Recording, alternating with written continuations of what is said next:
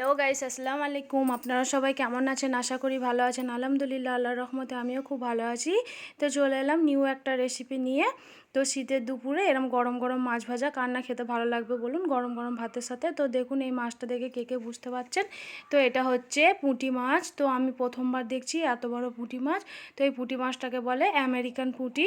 তো মাছটাকে ভালোভাবে ধুয়ে আমি এরকমভাবে একটু চিরা চিরা দিয়ে নিয়েছি। তো আমি এখানে দেখুন দিয়ে দিচ্ছি পাতিলেবুর রস, তারপর দিয়ে দিচ্ছি লবণ।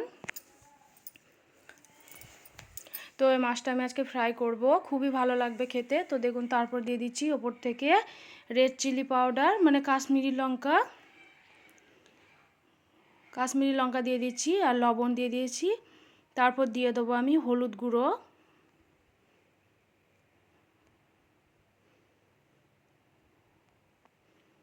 তারপর দিয়ে দিচ্ছি অল্প একটু জিরে গুঁড়ো, তারপর দিয়ে দেবো আমি ধনিয়া পাউডার,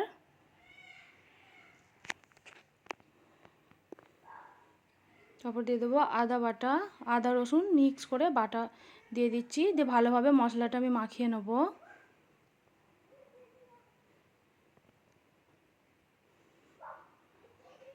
তো আমি লঙ্কা গুঁড়োও দিয়েছিলাম, দিয়ে ভালোভাবে মাখিয়ে আমি একটু ঢাকা চাপা দিয়ে রেখে দিচ্ছি 1 মিনিটের মতো। তো 1 মিনিট পর আমি ফিরে আসছি। দেখুন মশলাটা ভালোভাবে মাখা হয়ে গেছে। তো আমি এখানে একটা কড়া বসিয়ে দিয়েছি, গ্যাসটাকে অন করে একটু ভালোভাবে গরম করে নেব।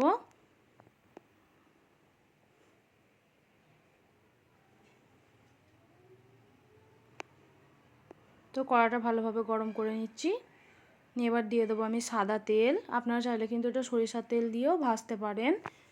তো এটা সাদা তেল দিয়ে ভাজলে বেশি ভালো লাগবে খেতে।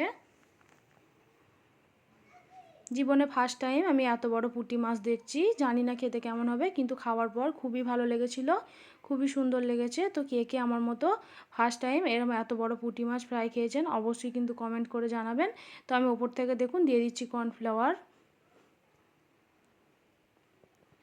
তো কর্নফ্লাওয়ারটা দিয়ে তেলটা ভালোভাবে গরম করে আমি এবার তেলের মধ্যে দিয়ে দিচ্ছি মাছটা, আস্তে করে আমি ছেড়ে দিচ্ছি।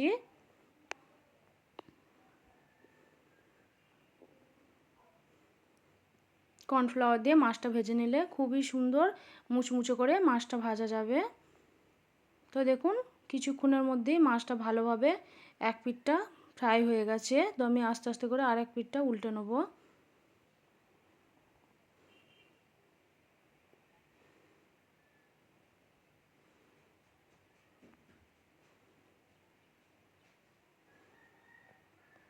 তো স্লোতে আমি আর এক পিঠটা একইভাবে ফ্রাই করে নেব।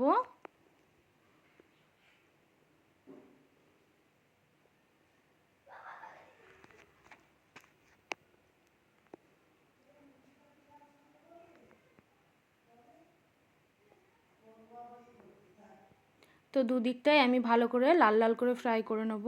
তো খুবই অল্প টাইমে মাছটা ফ্রাই হয়ে যায়।